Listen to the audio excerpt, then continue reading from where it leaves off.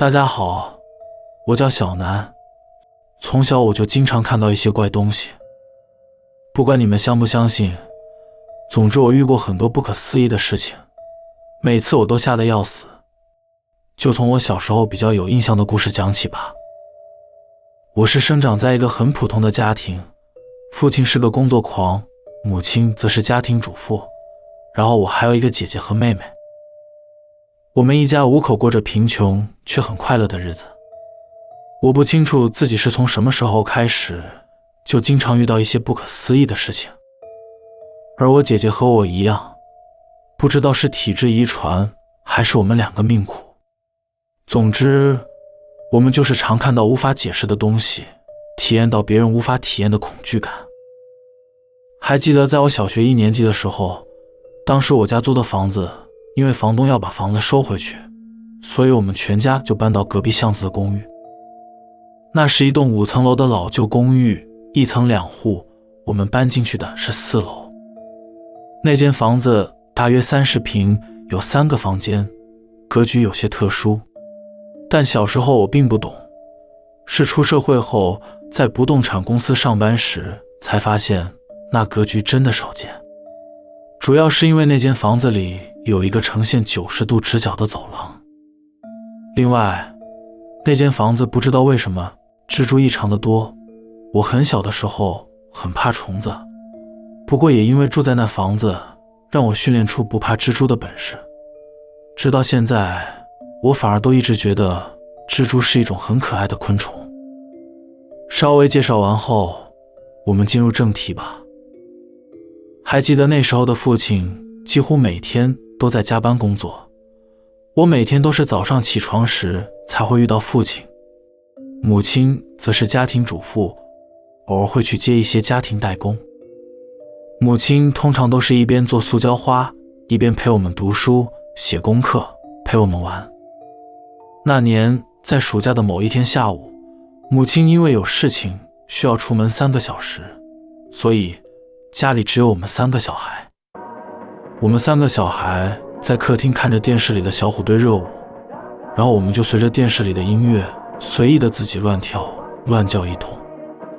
就这样瞎闹了一段时间，我觉得有些累了，于是就想说去看个成语漫画好了。漫画放在我家最深处的那间房间，那间房间除了一张床以外，其他地方就是摆杂物，基本上那间房间我们家就是当杂物间使用，只有亲戚来拜访的时候才会住人。我跑到那个房间找出了几本漫画，然后打开窗户后就趴在床上看着。那时候我是背对着窗户趴着，我看到一半的时候，突然听到有女生在哼歌，我以为那是我姐她们在客厅玩的声音，所以没太在意。但是我仔细听后，发现那声音好像是从我后面的窗户外面那边传来的。不过因为声音很模糊，所以我不知道她在唱什么，只听得出来是在哼歌。我转头往窗户那边看去，我一转过去看，声音马上就停止了。当下不知道为什么，明明没有看到东西，但我却有一种像是生物本能遇到危险而产生的警觉和恐惧感从心中窜出来。于是我快速起身把窗户关上，然后装作没事继续看漫画书。不过当我趴回床上打开漫画书时，那个女生又开始唱歌了。我从她的音调能感觉到，她好像唱得更起劲，给人一种极度兴奋的感觉。我出于好奇，实在很想听清楚她在唱什么，于是我在那里保持不动，然后我把注意力全集中在听力上。我认真听了一段时间，还是听不懂她在唱什么。不过我也发现，那声音好像越来越靠近了。我那时候心里想着，是不是隔壁栋的公寓住户在唱歌啊？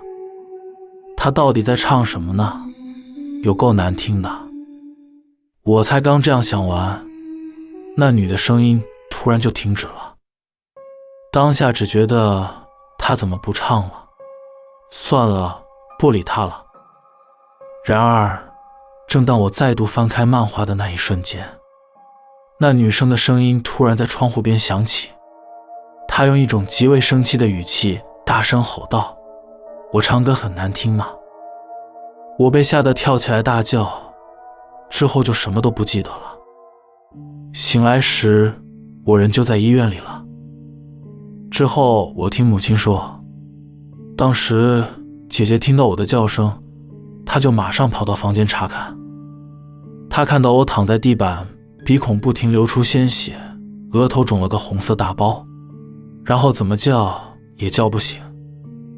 而我也因为脑震荡，所以那时候是怎么受伤的，连我自己也想不起来。我只能推断，当时我应该是要从床上跳起来逃跑，结果从床上跌下去，然后整个人可能摔到床下，脸直接撞到了地板，就失去意识了。那次的经历只能说是我过于好奇而吃亏了。后来我出院回到家，我还是没改掉好奇的本色，跑去那个房间查看。我打开那扇窗户看出去，发现隔壁那栋公寓其实离我家很近，大概就一个防火巷的距离，所以从我家是可以看到对面房间里面。当时我看到对面房间的窗户没关，里面昏暗且看起来好久没住人的样子，布满了灰尘，地上有些杂乱。但诡异的是，那个房间里的家具都还在，感觉就像是时空停留在某一段时间似的。看到那种情况，我感觉很恶心，马上就把窗户关上。而在我关上窗户后，我就听到那女生的声音从正对面那个无人居住的房间里悠悠地传来，她正用着很愉悦的语调轻柔地哼着那首歌。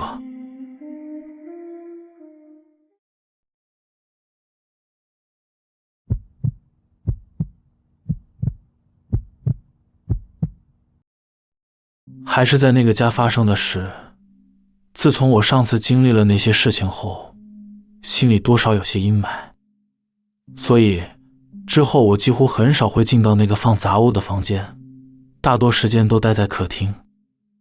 那天下午，母亲在厨房准备晚餐，姐姐妹妹好像去隔壁邻居家玩，我一个人在客厅看电视。我家电视是放在一个电视柜上，电视柜是木质的，然后有玻璃拉门，里面放着录影机。那时候我坐在离电视很近的地方，当我专注地看着番茄超人的卡通时，忽然那种生物本能般的莫名警觉心跟恐惧感又出现了。现在的我已经知道那种感觉是危险的讯号，所以平常只会往前看，尽量避免乱瞄。可是当时我年纪还小，还没摸透这种规则，只觉得身后好像有什么东西在，我想看看我后面是否有什么东西。于是我就慢慢的把视线往下移到电视柜的玻璃，因为玻璃是偏黑的，所以我马上就很清楚地看到反射。我从玻璃的反射看到了一双白皙的腿，就站在我右后方。那时候我以为是母亲站在身后，因此我马上转头看过去，结果我身后一个人都没有。当时我感到很疑惑，我以为是自己搞错了。但是当我把头转回前方时，我看到电视柜里有一个人头，他正看着我，且对我咧着嘴笑着。之后我就什么都不记得了。后来张开眼睛时，我是躺在客厅的地板上，妹妹正在摇着我，然后说吃饭了。虽然当时突然就失忆了，不过我还是记得那张脸白得像画纸一样，以及她那全黑的双眼，还有那异常夸张的大嘴巴。至今回想起来还是觉得很恶心，害我那时候有一阵子也都不敢看电视了。